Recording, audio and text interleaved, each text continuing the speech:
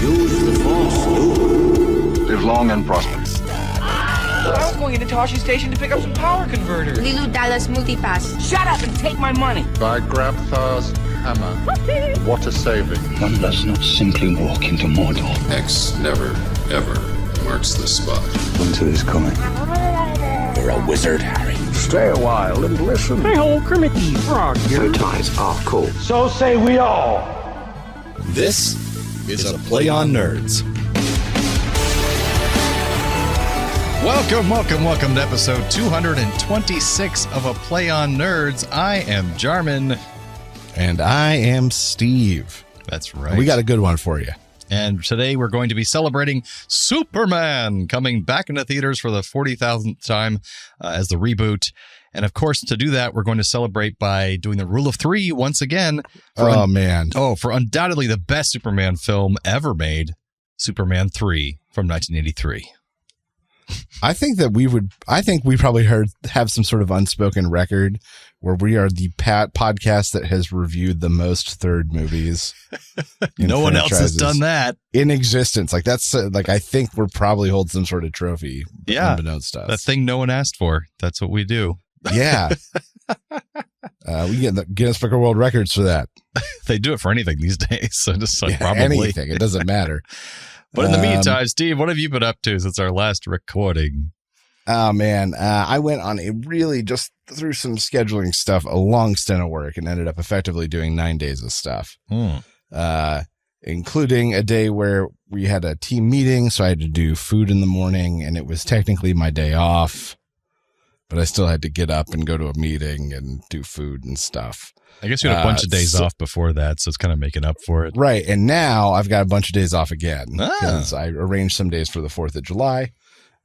So it was 9 days leading up to a decent chunk of time. Nice. But that being said, we go tomorrow afternoon to Bauman Camp, and we are planning on doing a double overnight. Whoa. 2 nights in a row at camp. And are the kids usually cool with one night? We've done one night, one time. Oh, just the once. Good. Okay. So we're wiser now. We're smarter than we were last time. So we're going up. It should be a good time. Very nice. Very cool. And how far of a drive is it from your house? An hour. That's not bad. Only get away about from civilization. 30 minutes on the highway, and then the rest 30 is just down back roads and crap. Nice. Pennsylvania is a huge state, folks. So it's a big old state. Big old state. What about you? What have you been up to? Well, first, a smaller note. I have been started officially my TikTok channel, which also those videos go out to Instagram and sometimes YouTube Reels if it's not too long, because if it's too long, it won't work and go out to YouTube Reels. But yeah, TikTok, Instagram is getting good reviews. I'm doing a video a day, trying to do it that way, where just put something out each day onto those channels. It's kind of the algorithm likes that. And they're little short videos talking about narrating and taking little clips from the books that I'm reading and talking about funny stuff. And I hope it's enjoyable. Yeah, so check it out if you're into that kind of thing. But also, bigger news, I'm going to be a dad. Woo! Yeah. Steve already knows this, but yeah. What? Yeah, we're having a baby boy starting. It's going to be due January 12th is the date. But I'm excited. It's not quite real until today when we saw our first ultrasound, our first good ultrasound at 12 weeks, where as soon as she started putting it on there, it was just jumping around in there. He was like doing backflips and pushing off the womb. I'm like, it's too tiny for this. How is it doing that? But it was like moving like crazy. Was that your experience, Steve? No, I don't remember our kids being that active. It was. I think she was surprised by it either too. Before or after. Yeah, before. Even now, they're not that active. Even now, they're not. I hope that for my children. I hope they're not very active. Like if I get a dog, I want one that's like nice and calm and just relaxed. But you can't count. And it's on within 97% certainty it's a boy. I know they can't like. Yeah, it's did you see hot dog signs? Did you see hot dogs? We couldn't get that far. No, there's no hot dogs to be seen. But with the NIP test that they have now, that's pretty. It's like 99% accurate or something like that. All right, good. At that many weeks when you do it, so it's most likely a boy. That 1% might kick us in the butt. Who knows? But there's definitely no twins until you in see there. hot dog sign. Then you know for sure. then you don't know nothing. So yeah, well, awesome. That's it. Congratulations. So exciting. You're sharing it with folks finally. And Steve and I wanted to have, I was always imagining that him and I would have kids someday around the same time, but he got to it a lot ahead of me. So you're going to have a much younger friend for them to play with.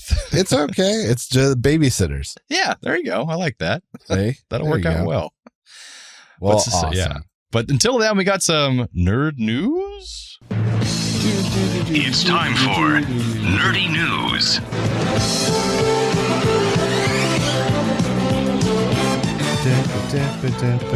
All right, this week the cheeky name for my cheeky story is Little Fart Eater.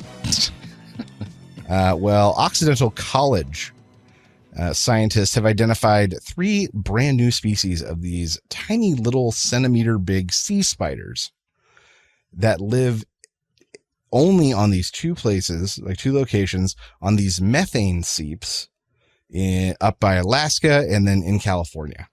And what methane seeps are is where this natural methane from the earth leaks out of rock at super low depths. And once you get down to those depths, energy from the sun isn't really a thing. Like our whole ecosystem up here is based off sunlight to plants, plants to animals. We eat other animals or plants or whatever. Down there, that's not the case. So how they make it work is these little tiny spiders have these bacteria on them that eat the methane and process it and turn it into carbon. And then they eat the bacteria and they never see the light of day. Sunlight has nothing to do with how these little sea spiders survive. So this bacteria is a little fart eater eating all that methane, and then they're eating those farts that those farts eaters ate. That just makes my mind immediately go to other planets where this is possible without even having a sun, where you could have these creatures that now have grown. You're absolutely right. They've grown sentient and they still eat farts. They just have that bacteria. And so scientists are actually looking at how they get that bacteria, and they figured it out. So in these specific sea spiders, after the female hatches the eggs, the male is the one who carries them around on a pouch for 20 days until they hatch. But by the time they hatch, when they come out, they have the bacteria already on them. Oh. So the bacteria is waiting on their egg casings for them. So as soon as these little things arrive, they get the good bacteria they need. It's already living on their body, basically. Yeah. That's pretty cool. And another really crazy fact that they're still exploring why it's happening. In both the Alaska location and the California location, the bacteria mix is exactly the same. It's identical despite them being 2 completely diverse locations. Oh, that's weird. Yeah. So crazy things happening deep in the sea, and that is little fart eater. Where's our button for that? I know. Do I have a fart sound effect? Damn. But I guess that brings us to our main segment of Superman 3.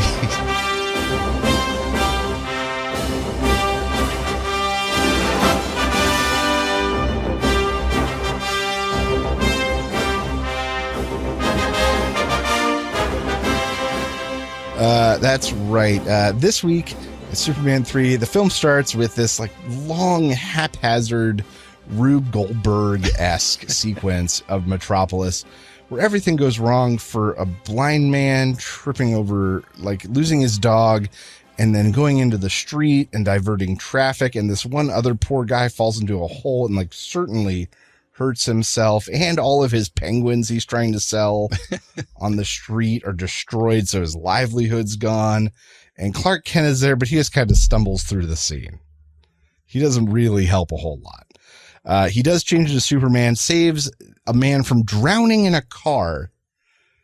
Yes. Because he hit a fire hydrant somehow specifically in the bottom of his car and almost drowned in there.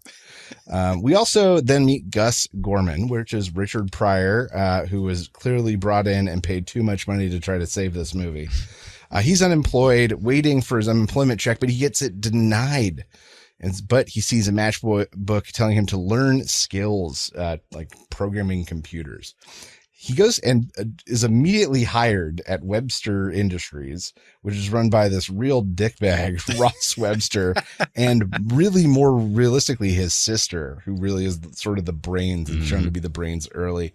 Well, Gus figures out through like the paycheck system and a little bit of, I'll put hacking in quotation marks, that there are these pennies floating around in digital space.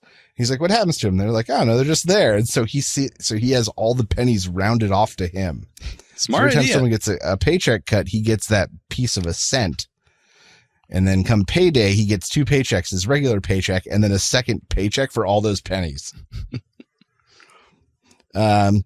Meanwhile, Clark is getting ready to go back to Smallville, USA to go to his high school reunion. And he somehow convinces the editor to turn this into a story, a news story for is it the Daily Planet or Daily Bugle? Daily Planet. Yeah. Is Daily Bugle Spider-Man? Yep. Okay, nailed it. Nailed it. Him and Jimmy ride a bus back down. For some reason, Jimmy's there as his photographer, but Jimmy's also under the gun from their editor because he doesn't capture real stories and he missed the big story. Well, on their way down, there's a terrible fire at some sort of chemical refinement plant. Well, Jimmy runs in to get pictures. He immediately gets hurt. Clark has turned into Superman, go and save Jimmy, and then finds out that whatever's in there, whatever chemical thing, if it goes above a certain temperature, the whole place is going to blow and destroy some huge, crazy portion of land. So Superman flies away to a lake 5 miles away, freezes part of it, The top layer, I guess. the top layer of the lake, and goes over and drops it on this fire, as if that wouldn't be like dropping a building on this thing. The reality of dropping that much is like dropping a skyscraper. Everyone's on top. dead. Everyone is dead. Well, Superman, I guess, saves the day, and they make their way to Smallville. He reconnects with Lana Lang, who is old heartthrob, but is now a single mom. And she's like working as a secretary. And we meet Brad, who is the same actor who played Eric in Willow. Oh. The like redheaded soldier guy in Willow. He's just sort of like the ex-jock, never like wannabe, never made what he wanted, lost the girl of his dreams.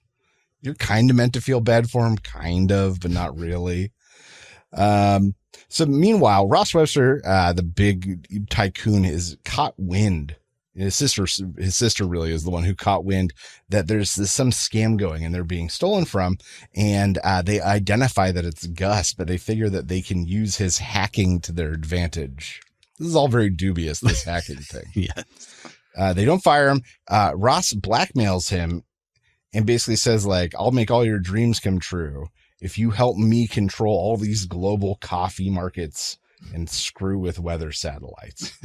And Gus agrees because Richard Pryor is greedy and dumb in this movie.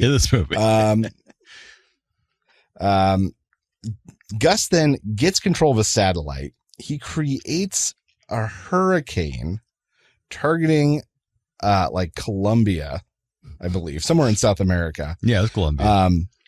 But then Superman goes and he intervenes and he stops the storm. Webster is really pissed that Superman got in his way, and that's when Superman becomes Webster's target.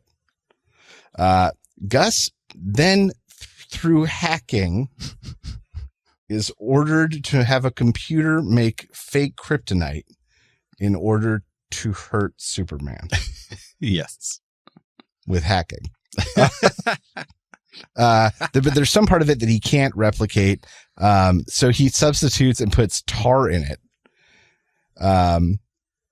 And he disguises it as an award that is presented to to Superman while Clark is visiting Smallville. Mm-hmm. It's so dubious in here. It's so nuts. Complicated.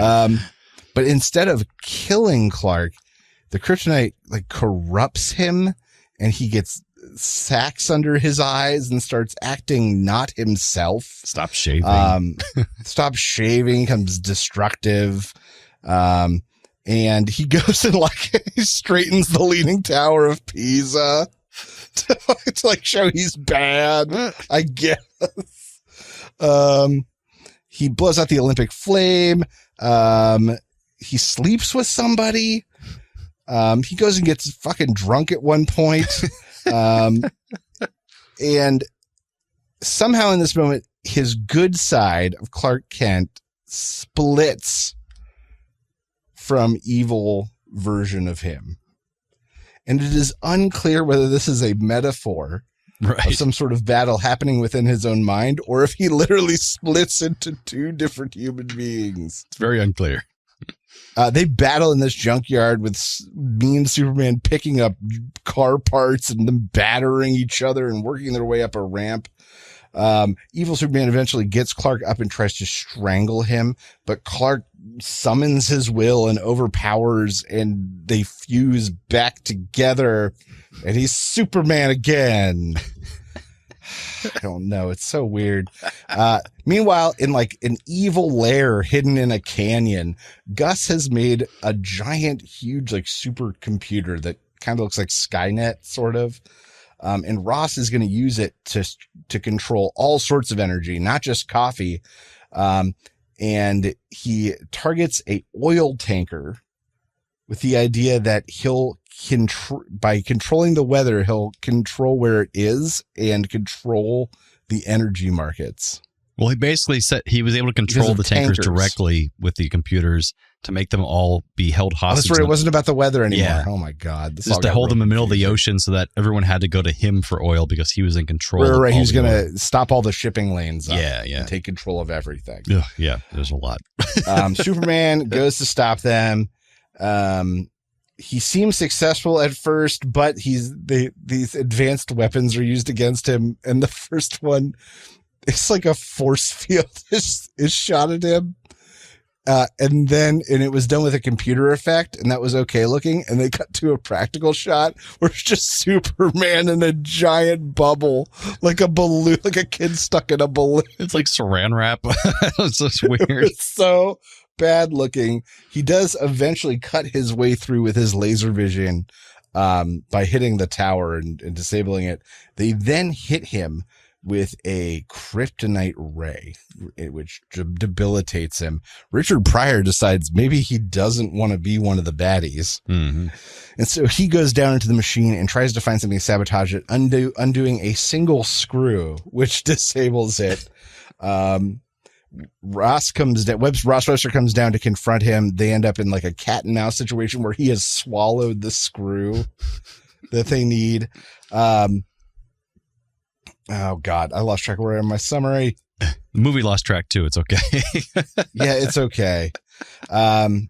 Superman escapes, vial of acid. Man, what the fuck did I write here? He activates a vial of acid. The computer goes crazy as the people flee to escape, the Websters. Just as Ross and the bimbo girlfriend, I literally didn't mention this time because she had no bearing on the plot, Lorelei, and Vera go to leave, the computer sucks his sister in and fuses pieces to her, and she starts zapping electricity and attacks Superman. She becomes a Borg, basically. Yeah, she basically becomes the Borg.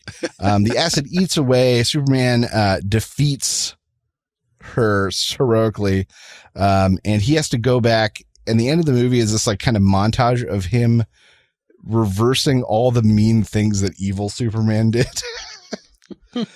including going to the Leaning Tower where an artist who made his entire living off selling these little replicas of the Leaning Tower fixed all of them so he could sell them now the tower wasn't leaning, and Superman goes back and fixes it.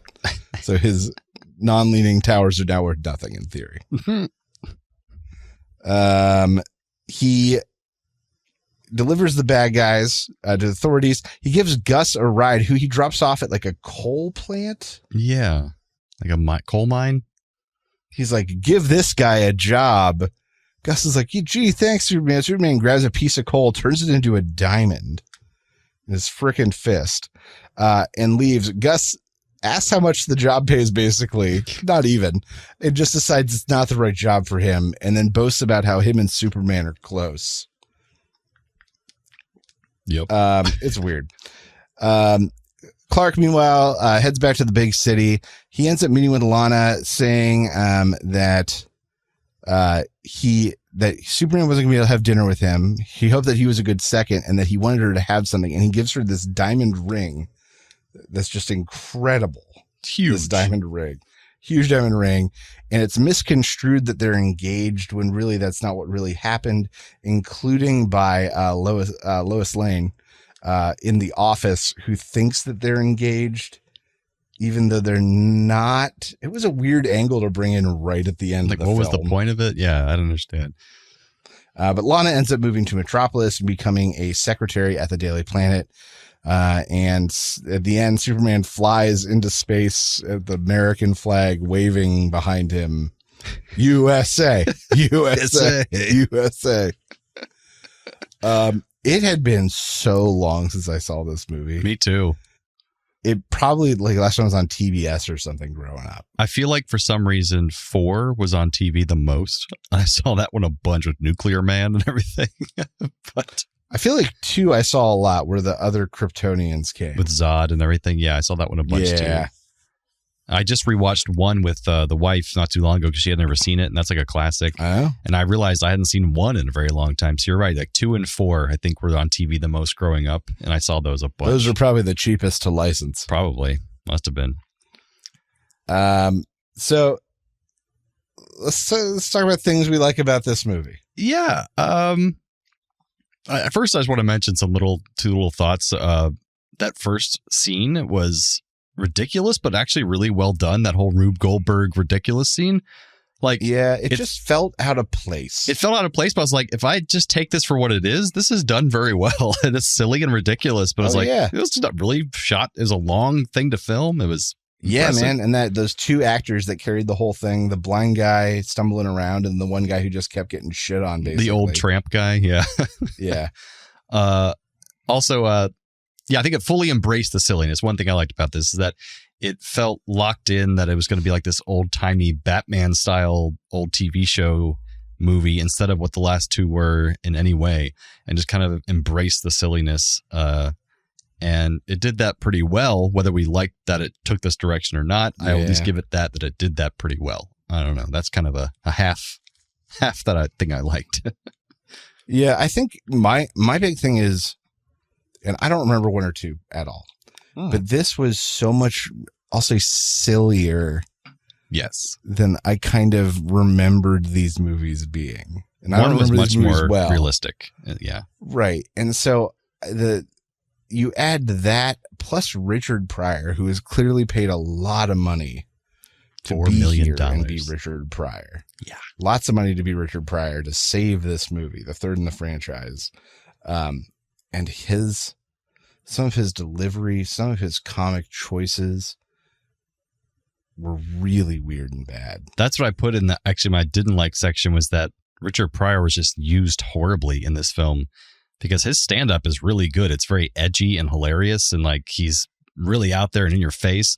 And then in this movie, he's just neutered, and the scenes were awkward and not fun. Like you said, they're really strange and awkward and cringy, and like he's not really doing much. And the camera just lingers on him, like, oh, I hope he does something funny, and then nothing funny really happens. It was just very odd. Yeah, $4 million for that. The thing that was sort of crazy was there was this sort of tone of idiot savant about the whole thing, right? Where like unemployed guy sees a random ad, goes in and finds out he's really good at computer stuff.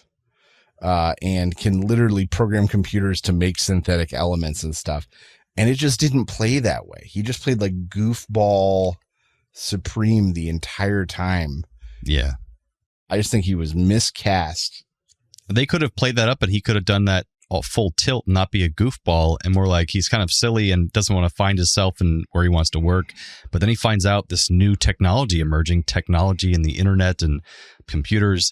He finds out he's really good at it, and then he becomes a full-on villain. Like, that would have been interesting. Like, have him as the villain of the movie and not make him a total goofball all the time. He could be silly and strange, like a Riddler type character or a Joker, but not this, like, he seemed like an idiot, not less savant, more idiot, like the whole time. He just made a lot of noises, too.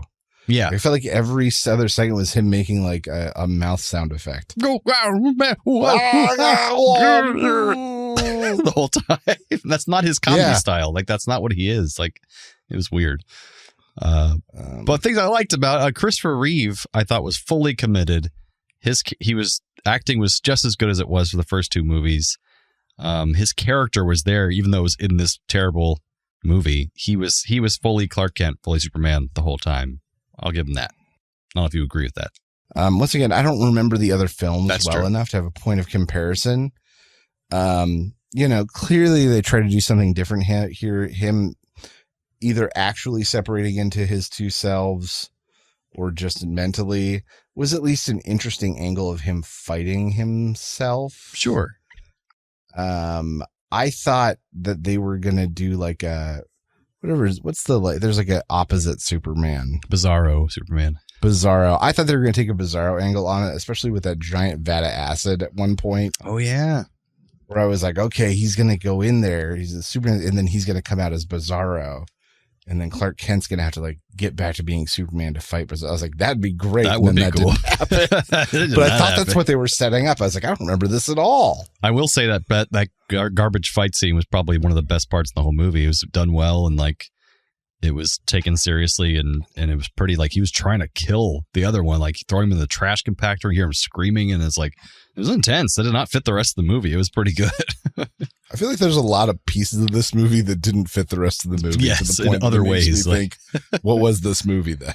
Who knows? If none of them fit the rest of the movie, then what was the rest of the movie? A patchwork quilt of chaos and terribleness. Patchwork quilt of chaos. You're not wrong. I said this plot line would work so well with a modern day Lex Luthor. Like if this was, because our whole world is controlled by computers now more than it was in 1983, and even with AI now, like that could be totally played into a modern day Lex Luthor plot line, and like the AI even like overthrowing Lex Luthor, and so he has to team up with Superman to like actually band together to stop AI from just destroying the world. You know, like that would be pretty cool. I could see that happening. Yeah, I mean the theme would certainly be timely. Yes, exactly. That theme would be timely. So that's why I gave that. That was my stretch of a thing I liked about the movie. Other things that weren't terrible. Yeah. You've got Annette O'Toole as Lana Lang. She was good. Who really did a good job with it. Yeah. I liked her character. It was probably the most likable actor beside Christopher Reeve in the whole thing. Agreed. And I liked the idea of the villains where you've got the boisterous brother who thinks that he's the guy who gets everything done, but really it's the sister pulling the strings in the back. Mm.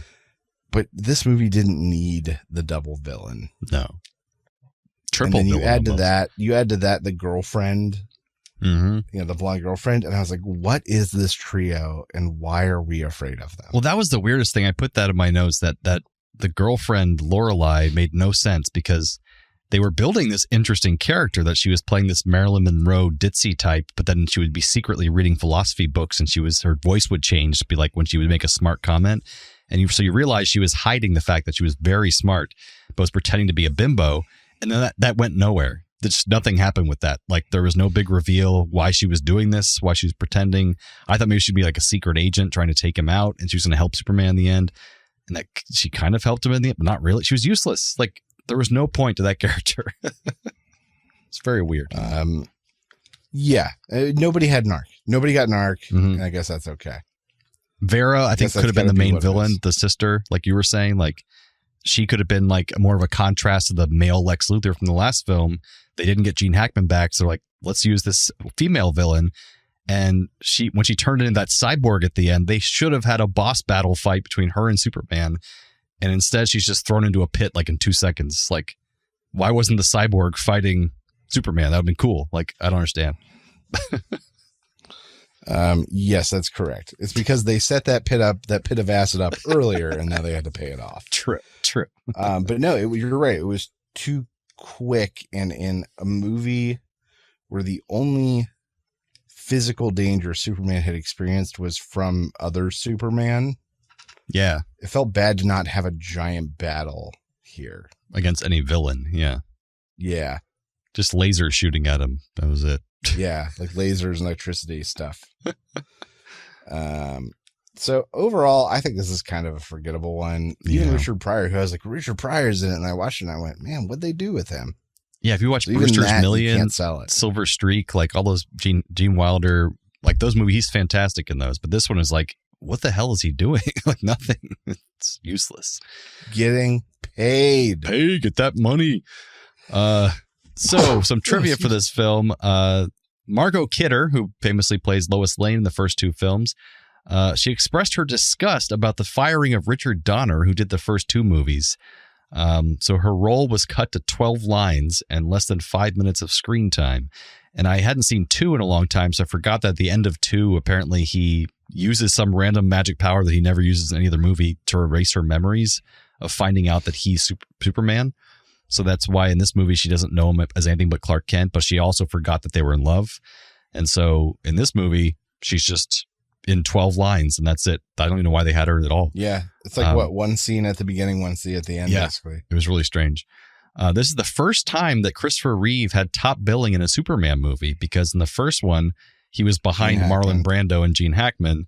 Yeah. And then in Superman 2, he was still behind Gene Hackman. I was like, so stupid. He's Superman, for God's sake. Christopher Reeve was not happy with the film and often expressed in interviews that he was mostly disappointed in how it turned out.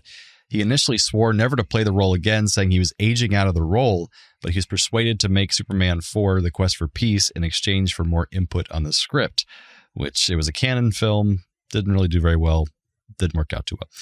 Annette O'Toole, who Steve said he liked the performance of, later played Martha Kent in the Smallville TV show, which I didn't know because I haven't seen Smallville. And apparently Margot Kidder and Christopher Reeve both made appearances on Smallville as well as different characters, as did Terrence Stamp, Helen Slater, and Mark McClure. Terrence Stamp and Helen Slater were, I think, both two of the other Kryptonians in Superman 2. And Mark McClure is Jimmy Olsen in these movies. And so he made a guest. They all made guest appearances in Smallville, which is pretty cool.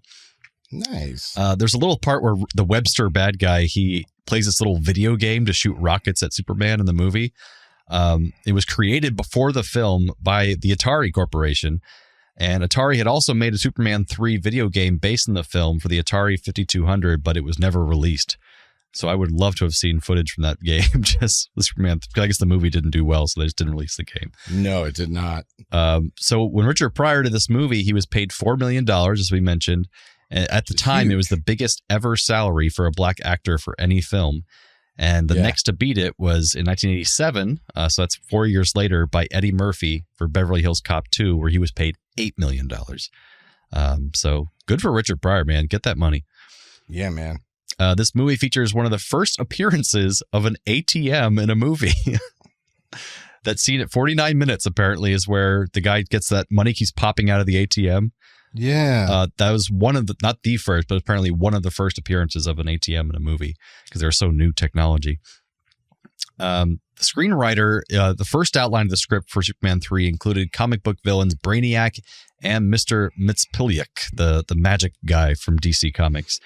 They teamed up, apparently, and included Superman meeting Supergirl, because Supergirl, the movie, I think, was about to come out or already came out, because we watched that for the podcast as well.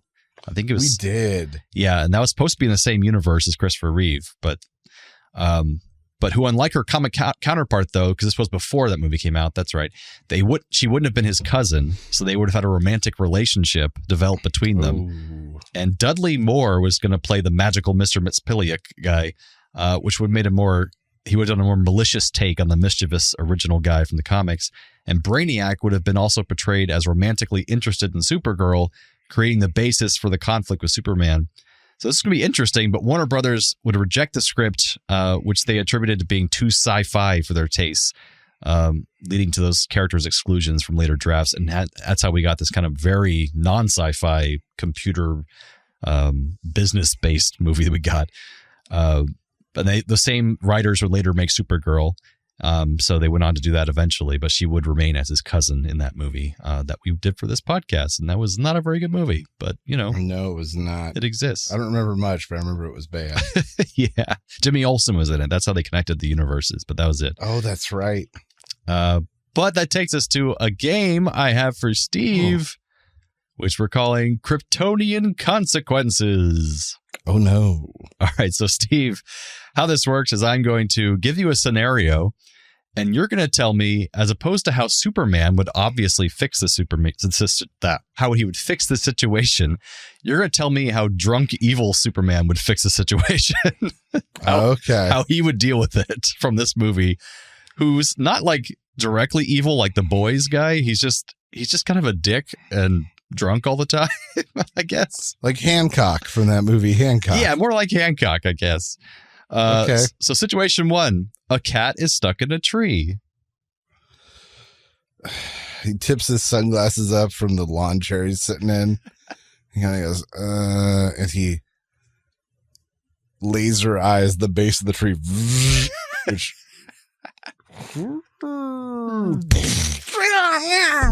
cat runs off. Hey, the cat's still alive, right? It's fine. He killed the kid, though, that was standing at the bottom of the tree. Collateral damage. Yeah. He's flying over traffic and sees a car with its blinker on for 12 blocks.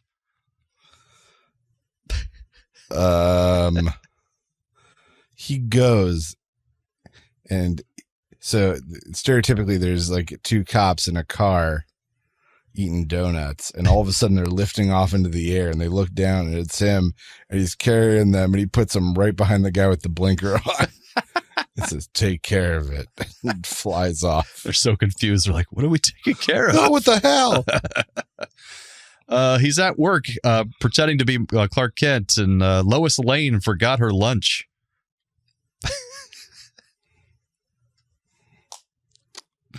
She can buy her own lunch.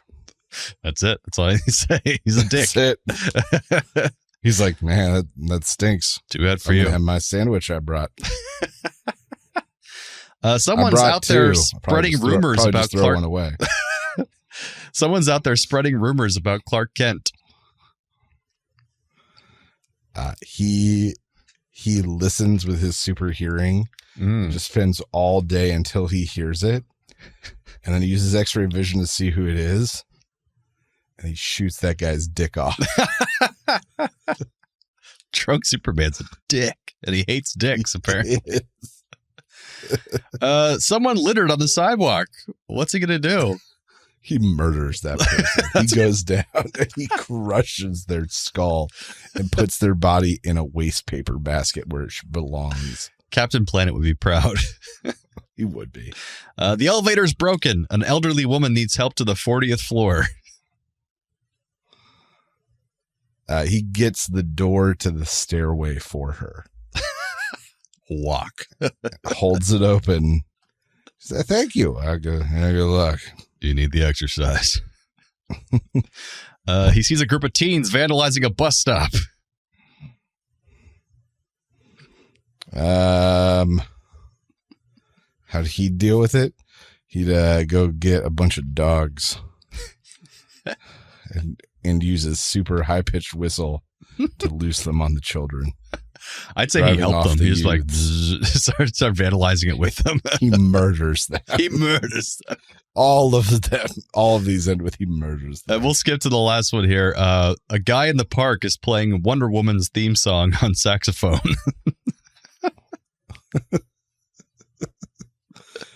He murders him. No, the guy with the saxophone's playing, and he hears something. There's a plop next to him. He looks down. He goes, "Is that a piece of shit?" And then another one lands straight into saxophone. By the time he looks up, Superman is gone.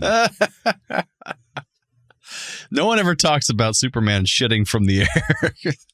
He can do it, guys. You know he can do it. If we get a Guinness Book of World Records thing, it's for talking about shitting Superman in the air. That's what we get in the air. We're the only people willing to breach this subject. Well, thanks for partaking in Kryptonian consequences, Steve. I love that. I love that. Takes us to some radical recommends. I recommend. If you have the means, I highly recommend picking one up. What do you recommend I do? I recommend Pleasant. All right. This week, my radical recommend comes from Netflix. It is a 3-part mini docuseries sort of deal that we watched, and it was just crazy. And that is Trainwreck, Woodstock 99. Ooh.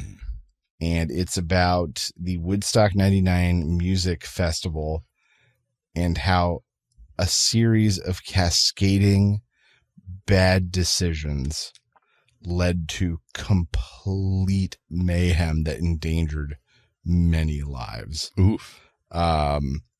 It is just incredible to watch the throngs of humanity and what happened there. It's like worse than Fire Festival. Yes. Oh, wow. So here's the basic premise. So the original organizer of the original Woodstock, right? Mm-hmm. Same guy produced Woodstock 96, which was just a few years before. Oh, okay. But it got basically rained out and turned into a huge mud fest. And that was what it was known for. It was known as like the Mud Woodstock. And it got rained out and a bunch of bands come perform. It was a total mess. So he's like, we got to find a place with amenities already existing. So he leased an Air Force base. Wow. But because of that, it wasn't in a wooded area. There was no shade. It was all asphalt and tarmac. Ooh. He then sold the rights to every aspect of the festival to the highest bidder. And so because of that, they didn't want any food or drink coming in. So the idea of people bringing their own water, people bringing their own food to eat, no. So they brought these people in and they gouged the shit out of them in the hottest weather you can imagine with no shade. Their water supply was contaminated. Oh. And then what it comes down to is they picked the wrong bands. When you think original Woodstock, you think Good Times, Good Feels, the hippie movement, the free love movement. Some hard rock, maybe. Rock and roll, some hard rock. Yeah. But Woodstock 99, their big bookings were Korn and Limp Bizkit. And who were Korn and Limp Bizkit's like fan base at that time? Like 13-year-olds? Like angry young white guys. Oh, God. Like that is who, and that was who showed up. Oh, God. Because of the bands they chose to book. So you got a bunch of young, angry white guys there to rock hard, getting gouged out of all their money, sunburns, no food or water like brought in. And it just turns into a crazy explosive situation. Wow. That's fascinating. It is absolutely nuts to watch. I highly recommend it. Trainwreck Woodstock 99, worth the watch. Man, we were alive for that. I vaguely remember it happening, but not all that detail. Man, that's crazy. They had to evacuate MTV. Like, that's how bad it was. The whole MTV had to be evacuated. MTV's presence there, they had to be evacuated from the tower. Gotcha.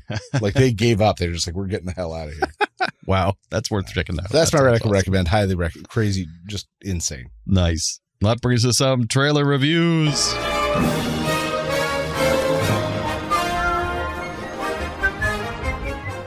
All right, so this week we're talking about the remake of The Running Man by, this time, Edgar Wright directed. And I think we did review The Running Man original on this podcast, I think. Yes. I don't remember in honor of what, but yes, we definitely watched The Running Man. I remember it. And what I remember when we researched that for this, I remember that the book was different than that movie in that he wasn't just part of this game show the whole time. It was the book. It's about he's set out into the world the whole time, and everyone in the world's trying to chase this guy. And so in this trailer, it's much more like the book, apparently, where instead of being part of this controlled game show environment, fighting boss after boss after boss, he's just let out into the world, and everyone is given the directive: if you see him, kill him, you get a prize. And so he has to survive long enough to not die to get then his money as the winner of the Running Man competition. And we have it starring Glenn Powell, who's been recently just kind of a heartthrob romantic comedy guy. And now he's kind of doing his first foray into a major action movie. But Steve, what do you think of the trailer so far? I'm excited that it's not a remake. Like, I can see that from here. It is not a remake. Right. You're right. It's about him versus the world. He makes it 30 days. He gets a huge payout, which is pretty much straight from the book as far as I understand. Yeah. Which is good. I'm sure they'll pay homage I hope to they the original do. In some way, shape, or form. There are already some visuals that are similar, but I'm excited to see a completely different movie. Oh, for sure. If anything, I'm excited because this isn't a remake. It's like I don't think people understand it's that. A retry instead of a remake. Yeah, it's a reboot. Yeah. And Edgar Wright just makes fantastic movies. I don't know there's one I've seen of his that I didn't like. So, I mean, it's pretty low bar, but I mean, he does really well with the movies he makes and writes too. I'm pretty sure he wrote this as well, this adaptation. And it's got, what's his face? Thanos playing, not the game show host, but Josh Brolin. Yeah, Josh Brolin playing like the CEO of the company that runs Running Man. And then they have the guy from Fear the Walking Dead, I'm forgetting his name now, playing the actual game show host, being very big and flamboyant. But you've seen his face before around. He's been in a lot of stuff recently. Yeah, I know he is. He's in Euphoria as well. But yeah, I'm pretty excited about it because the trailer looks like it has the humor there and the action that it needs for this kind of movie. Which you know what I am the most excited about? What? This whole thing. He already has a wife and child, and that's why he's doing what he's doing. So they don't have to shoehorn in a nonsensical romance. Yes. We talked about that on the episode. I remember that now. It was a terrible shoehorn relationship. They don't have to shoehorn that shit in because he has a wife and child he's doing it for. Mm-hmm. Perfect. We can just be an action movie. Yep. That's all that matters. And he has a good motivation. It's right there. He's going for the wife and kid who are sick. He wants to get the money for them. Perfect. That's all we need. Yep. Yes. I like it. So what do you give this one, Steve? All right. So in this one, it's the middle of the night. Again, Raul Julia wakes up in his sleep number bed. And it's one of those, he doesn't know why he's awake. That's when he hears a shuffle at the foot of his bed. And as he sits up, goes, Who's there?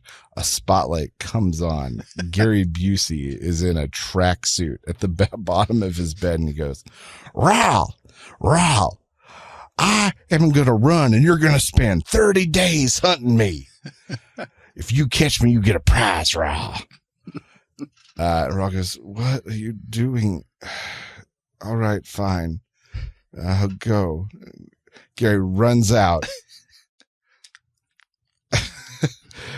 Runs out of the room, and Raul goes, and Raul gets up and he goes to the bathroom because he kind of has to pee, and he knows he won't be able to fall back asleep now unless he goes. And he goes to the bathroom, and as he's washing his hands afterwards, he looks up, and there's Gary Busey hiding in the shower. He goes, Gary, I found you. And Gary goes, shit. Shit. What's my prize, Gary?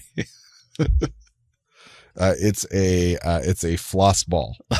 Floss ball. I made it a floss. Oh, God. Going back to bed. You got to maintain these teeth like a hedge. His giant, scary teeth. All right. So my review for this movie is we have breaking in the middle of a scene of Gary and Raul just fighting like they always do. And they've upgraded their house, actually. They have a 2-story condo now. That's somehow. Nice. And so we see Raul just being accosted by Gary. And so he's walking slowly up the stairs, and he goes to the balcony. He's about to jump from the balcony because he can't take it anymore. But he hears a clock behind him strike 12. And all of a sudden, all these lights come on, and this very flamboyant game show host comes out. He's like, you've won the competition. You lasted 30 years with Gary Busey. Now you get the grand prize. And he's like, what are you talking about? He's like, what? You didn't know you were on this game show? You had to last 30 years with Gary Busey. That was the whole point. And he's like, no, I didn't. That's amazing. And Gary Busey goes, hey, yep, no problem. I did my job. See you later. And he walks away. And Raul Julia is released from his long imprisonment of living with Gary Busey for 30 years. So Raul Julia went to an audition at some point early in his career and signed some sort of contract that he didn't read because he was young. Stupid. He got saddled with a Gary Busey for 30 years without knowing it. Yep. And then he got Truman Showed. There's cameras everywhere. He didn't know. Yeah. Cameras everywhere. Gary Busey has 6 cameras inside of his body. They're all facing It's not inward. intentional. He just keeps eating them. How do you think we've been reporting what's been happening all this time to these guys? We've been watching the feeds. Okay. I got to tell you about this. Okay. So Anna and I love trash television. We love trash television. And recently we discovered Wife Swap. Oh, My God. That is the trashiest of trash. It is the king of trash television in a way that I kind of forgot. And then I found out there's Celebrity Wife swap. Wife Swap. I did and not know there's that. one episode that features Gary Busey, and his fiance or long-term partner is swapped. And this is from a long time ago, or what? From like 2011 or something. Damn. And a highly religious woman who is the wife of some televangelist. Ooh. Comes and he starts telling her about how when he got in his motorcycle accident, he saw the other side and he came back with ancient knowledge. Oh my God. He's going to share it with her and she's going to realize the truth of it in the moment. And it's nuts, man. He needs help. I know we go after Gary pretty hard, but then you watch stuff like that and go, oh my gosh. He's not there. So just recently I had my own Gary Busey. Oh my gosh moment. Yeah, it's like we've really been talking about it a long time, but it's real disturbing in real life. Oh man. Oh man. That's rough. Well, that brings us to the end of the episode, huh? Yeah, sure does. It's your outro. Oh, it's my outro. I was like, why is he talking? I don't know. I wrote him a thing. Like last week. Well, this week, much anticipated reboot is coming out. The reimagining, or I don't even know, it might be just something entirely different, of I Know What You Did Last Summer. Mm-hmm. What everyone's been clamoring for is finally back. And we can't wait. So instead of waiting, we are going to watch, in a special rule of 3, I'll always know what you did last summer. The third film in the franchise. We're really going for that Guinness Book of World Records. We're going to get it. We have some silent award and we have to maintain it now. All of that and more next time. Come on back and be our nerdy audience. We'll keep on coming back and being your nerdy co-hosts. Thanks again, Internet. Stay nerdy, my friends.